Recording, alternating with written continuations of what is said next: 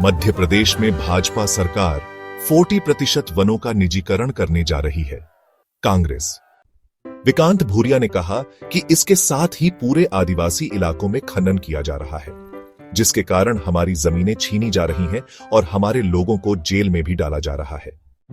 कांग्रेस ने सोमवार 3 मार्च 2025 को दावा किया कि मध्य प्रदेश की भाजपा सरकार 40% वनों का निजीकरण करने जा रही है।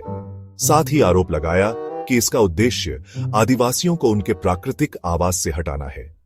आदिवासी कांग्रेस के नवनियुक्त अध्यक्ष विक्रांत भूरिया ने आरोप लगाया कि भाजपा आदिवासियों के संवैधानिक अधिकारों को कमजोर करने का काम कर रही है और उनकी जमीनें छीन रही हैं। विक्रांत भूरिया ने एक संवाददाता सम्मेलन में कहा, आदिवासी देश के मूल निवासी हैं। इस देश पर आदिवासियों का सबसे अधिक अधिकार है।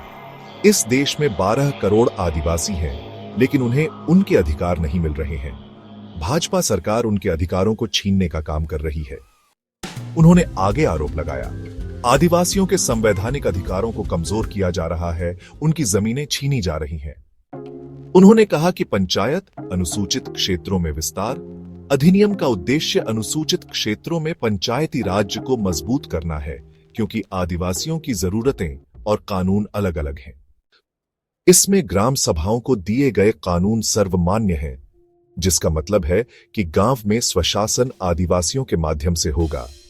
अगर आपको गांव में किसी भी तरह का काम करना है तो आपको आदिवासियों से अनुमति लेनी होगी। लेकिन हकीकत यह है कि आज आदिवासियों से भी सलाह नहीं ली जा रही है।